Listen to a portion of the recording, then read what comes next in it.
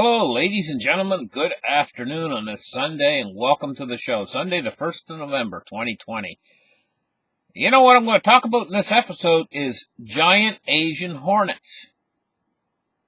And, a lot of people might not really be interested, but you should be interested because these guys are spreading fast here in North America. They just destroyed a nest of them.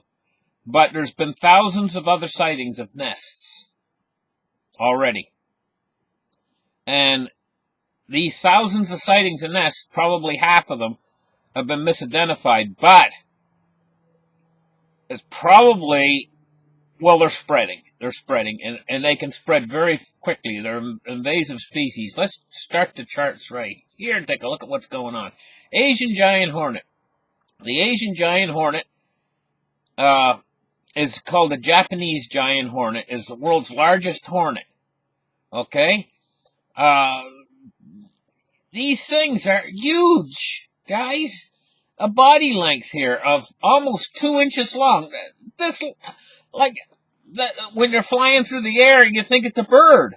It's so big. And the noise they make, if they're coming. And I'm going to tell you, these things are really, really venomous.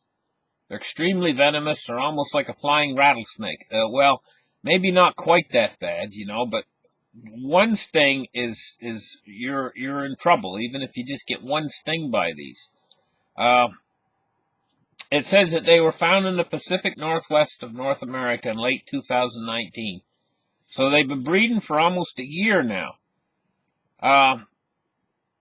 It says they prefer to live in low mountains and in forests, while almost completely avoiding the plains and high-altitude climates.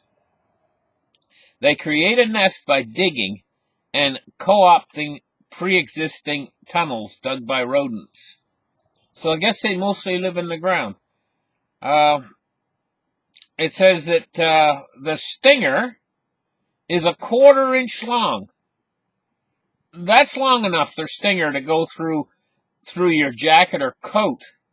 Unlike a regular bee, which only has a tiny little stinger. These have a long stinger that can go right through thick, heavy clothing and everything else. It says this stinger will inject a large amount of very potent venom. So let's take a look at one of these things. This is how big they are. Take a look at this picture. Look at the size of these things. They're gigantic. And a 1/4 inch long stinger, and they come flying through the air. And of course, like all hornets are very aggressive. If anybody gets near their nest, they tend to come out in swarms. And this is why they're so dangerous. Now they're here in North America. They're spreading like fast. I imagine they're spreading really fast. Washington State, they found them, and they found them, I guess, living inside a tree stump.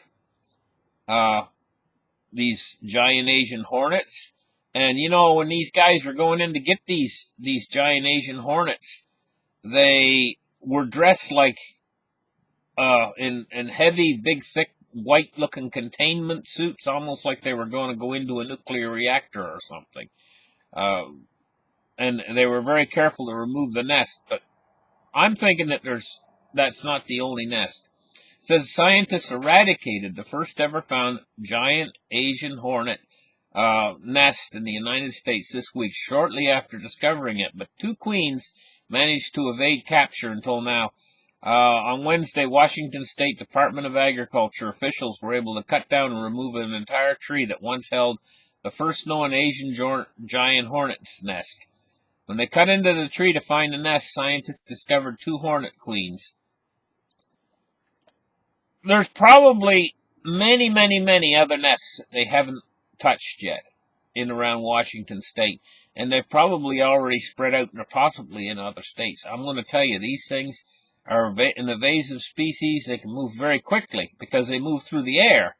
They fly, And how many places in the woods could there be other nests? Well, who knows? But they say that there's been several thousand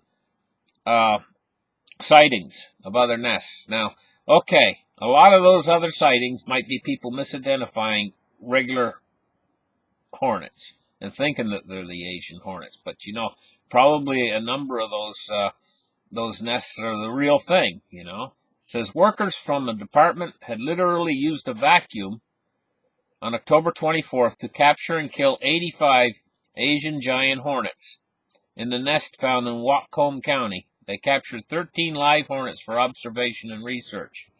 You know what the guy said? The guy that was capturing these? He said they give him the willies. Because, they're so weird. They're such a weird, great, big, giant hornet, Okay, that's enough talk about the Asian giant hornets. We got an awful lot of stuff going on. We're only a day or two from the election now. It's been creeping up on us. I remember a number of months ago, going back to last summer, it seemed like it was so far away, Boy, that times went quick. Now here it's right on our doorstep. The markets, out there. The biggest thing with the markets is they want to know. They want to know who's going to win. Once they know who's won, then the markets will settle down if there's no trouble coming from this. We're going to have to wait and see what happens. I'm kind of on tenterhooks wondering what's going to happen with all this. I'm hoping, really hoping that it's all going to go through smoothly and that we get to the other side of this, because this is one of the big three problems that I listed on my show I did on Financial Turmoil Explained. This is one of the three big problems. One of the problems is a market crash itself. That could be one of the problems that we face. And, we're living in very, very precarious times right now. I've never seen anything like it before. It's almost, I would say, biblical in proportion. We got these Asian giant hornets. We got hurricanes coming up from the south. And this season, I never seen a hurricane season like this season before. They went all through the names already. And now they got another one. This one looks like it's going to head down into the Yucatan Peninsula, down in around Mexico someplace, and slam into Mexico. I pray for these Mexican people that they be fine and everything, but Louisiana's had too many now. I'm glad it's not going to hit Louisiana. Those poor people in Louisiana, I'm going to tell you, the stress that's come on them over the last number of weeks, probably an awful lot of them are just going to pack it in and move away, because they don't want to see another hurricane season like this.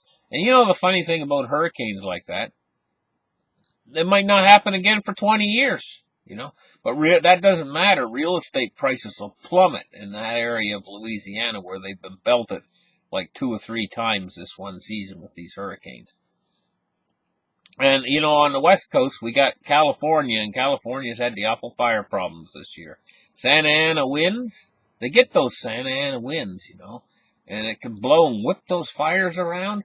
And oh my goodness, the problems they've had there. At one point, a couple months ago, I could actually see the smoke from the California fires on the East Coast here, over my house, up in the sky. It made the sky have a little bit of an orangish tinge, That's how much smoke was coming from California when they were in the peak of these fires. So it's almost biblical what's going on out there right now. And I've used that expression before on my channel because there's just so much. I can see, though, if we can get through all this stuff, and get through out of this year and into next year, things might start to improve next year. And that's what I'm hoping for anyway.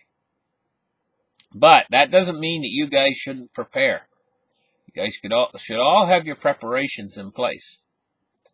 You should have some canned food in your pantry.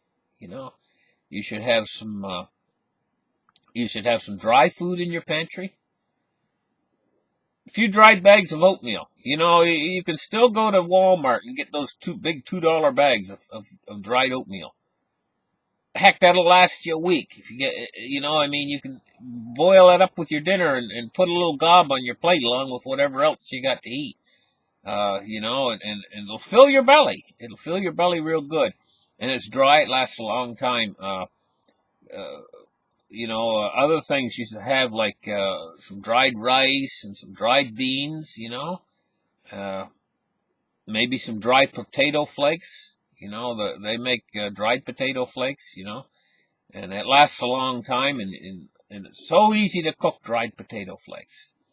You just boil up a little bit of water and pour them in and mix them, and you got really nice mashed potatoes, which goes good with any meal, Uh, don't need a lot. You just need to put some food away for yourself and a little bit of bottled water, you know, and you can clean out a closet in your home. You all know. You all know. Everybody in their house has got at least one closet. You open up the door and everything falls out. There's old tennis rackets in there and everything else. That's the closet to clean out and make your emergency closet. Put your bottled water down in the bottom, because it's heavy.